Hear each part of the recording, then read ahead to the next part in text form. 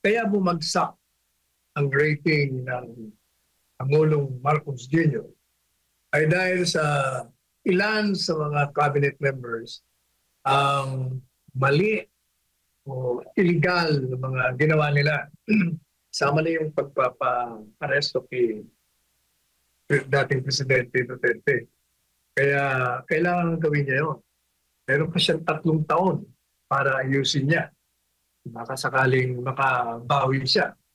Saka para hindi halata rin na less embarrassment pag tinanggap niya yung resignation rather than tatanggalin mo ng harap-harapan.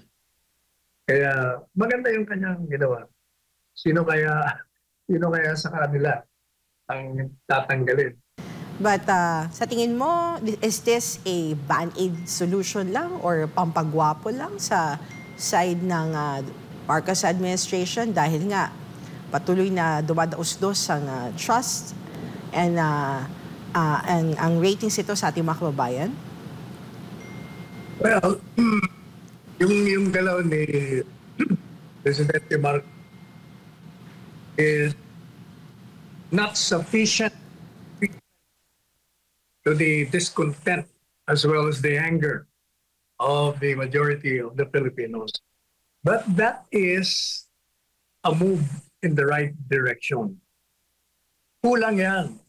Ang sa akin pinaka-epektibong appeasement, ibalik mo muna si Presidente Duterte para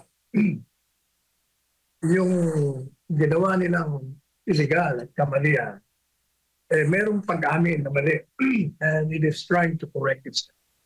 Yun ang maganda. Then they can go responding to the problems of the country that beset us. Meron pa naman 3 taon yan.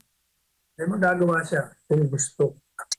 Lalong-lalo na kung he will assert his leadership.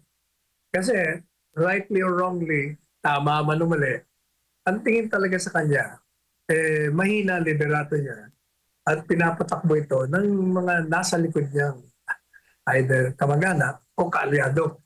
Kaya doon siya nasisira.